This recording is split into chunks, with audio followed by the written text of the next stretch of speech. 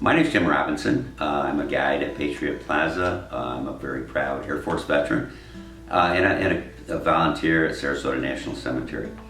I think all of us have many stories that we could tell about the folks that have visited the plaza. I have two in particular that I like to tell when I give a tour.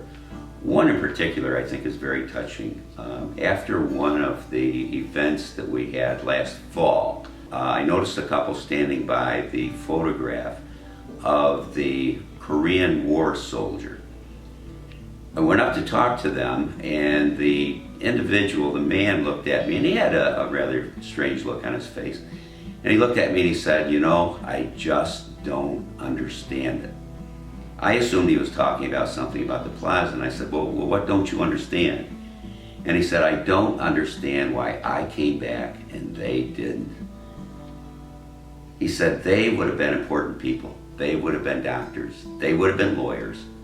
But I came back and they didn't. And he said, "I promised them that I wouldn't forget them. I can still see their faces. They're still young men.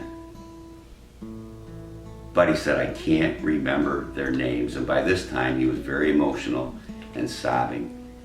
His wife pulled me aside and she said, "You know, in 60 years, he has never said anything like that. Please thank the people at the Patterson Foundation for making this possible for him to get these emotions out. After 60 years, he's finally getting it out." The second story I have is totally different than that.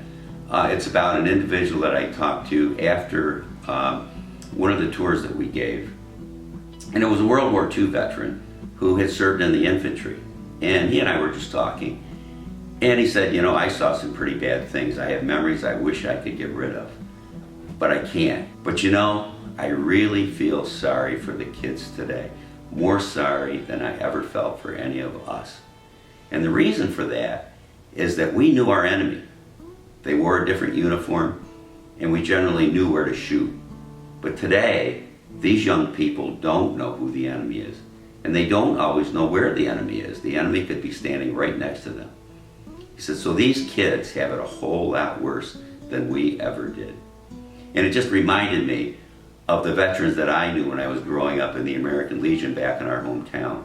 And those veterans never talked about themselves. They never talked about the problems that war or anything like that. And this gentleman impressed me because he wasn't thinking about his bad memories. He was thinking about the young warriors today and what they have to face. And I've just not forgotten what he told me.